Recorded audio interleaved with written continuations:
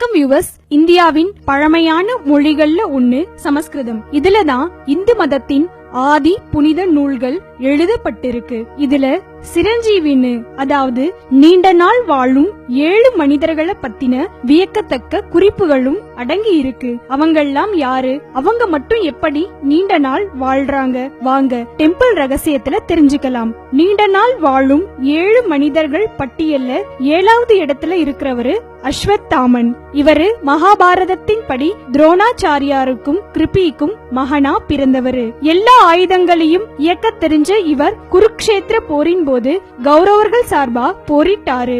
இரவோடிரவா பாண்டவர்களின் குழந்தைகளான உப பாண்டவர்களை கொன்ற இவர் அர்ஜுனனின் மனைவியான உத்தரையின் கர்ப்பத்துல வளரும் குல கொழுந்தையும் அழிக்க பிரம்மாஸ்திரம் ஏவிட்டாரு. இதனால கோபம் அடைஞ்ச பகவான் கிருஷ்ணர், இதுவரை பூமியில தோன்றின எல்லா மக்களின் பாவங்களையும் நீ அனுபவிப்ப, குணப்படுத்தவே முடியாத தொழு நோயால அவதிப்பட்டு பசியும் தாகமும் விரக்தியும் துரத்த ஒரு மோசமான வாழ்க்கைய கலியுகம் முடியும் வர வாழ்வன்னு பயங்கரமா சாபம் விட்டுட்டாரு. அதனால இவர் இன்னும் வசிக்கிறாரு. இப்பவும் குஜராத்தின் நர்மதை நதிக்கரையில நோய்வாய்ப்பட்ட முதியவனா அஸ்வத்தாமன் உலாவரதா அந்த மக்கள் பேசிக்கிறாங்க. 6வது மகாபலி சக்கரவர்த்தி. புகழ்பெற்ற விஷ்ணு பக்தரான பிரகல்லாதனின் தாத்தாவான மகாபலி கிட்டதான் மகாவிஷ்ணு வாமன அவதாரம் எடுத்து 3 அடி மண் கேட்டாரு. முதல் அடிக்கு மண்ணுலகத்தையும் 2வது அடிக்கு விண்ணுலகத்தையும் அளந்த பெருமாள் 3வது அடிய மகாபலி சக்கரவர்த்தி தலைமையில வச்சு அவரையும் பாதாள லோகத்துக்கு அனுப்பிட்டாரு. அங்க இன்னும் வாழ்ற இவர் ஒவ்வொரு வருஷமும் தனது நாட்டு மக்களை சந்திக்க வரமும் வாங்கினாரு. அதுதான் ஓணம் பண்டிகையா மகாபலியை வரவேற்கும் விதமா கேரளத்துல விமர்சையா கொண்டாடப்படுது. நீண்ட நாள் வாழும் சிரஞ்சீவி பட்டியல்ல 5வது இடத்துல இருக்கிறவரு வேதவியாசர். மகாவிஷ்ணுவோட ஒரு அம்சமா கருதப்படும் இவர் பராசர முனிவருக்கும் சத்தியவதிக்கும் மகனா பிறந்தவரு. கிருஷ்ண துவைபாயனர்னு இயற்பெயர் கொண்ட இவர் சிதறி கிடந்த 4 வேதங்களையும் 18 புராணங்களையும் தொகுத்ததால வேதவியாசர்னு புகழ் பெற்றாரு. கணபதி எழுத கண்ணால கண்ட மகாபாரதத்தை சொன்ன இவர் கலியுகம் முடியும் வர வாழ்வாருன்னு குறிப்புகள் இருக்கு.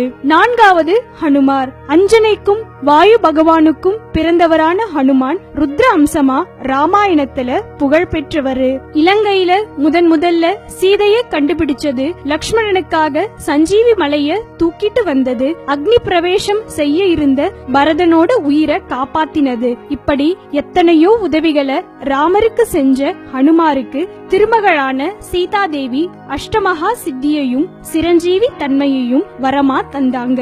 திரேதாயுகத்துல அவதரிச்ச இவர் துவாபர யுகத்துல பீமனுக்கும் கலியுகத்துல துளசிதாசர் உட்பட எத்தனையோ ராம பக்தர்களுக்கும் காட்சி கொடுத்திருக்காரு.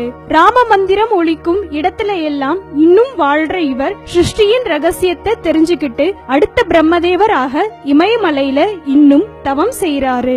3வது விபீஷ்ணர். 10 தலை ராவணனுக்கும் கும்பகர்ணனுக்கும் சகோதரரான இவர் விஸ்ரவ மகரிஷிக்கும் கைகசிக்கும் பிறந்தவரு.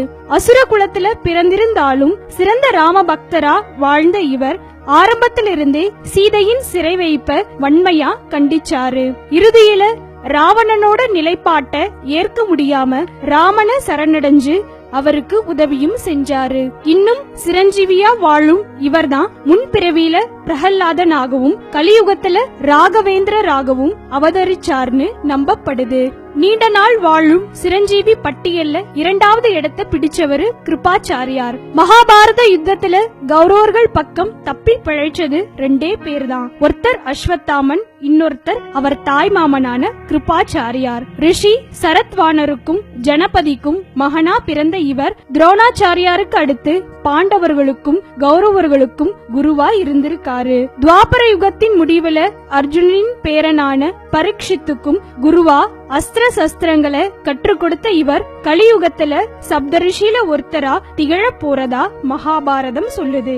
நீண்ட நாள் வாழும் சிரஞ்சீவி பட்டியல்ல எப்பவும் முதல் இடத்துல இருக்கிறவர் பரசுராமர். ஜமதக்னி முனிவருக்கும் ரேணுகா தேவிக்கும் மகனா தோன்றின பரசுராமர் மகாவிஷ்ணுவோட 6வது அவதாரமா கருதப்படுது.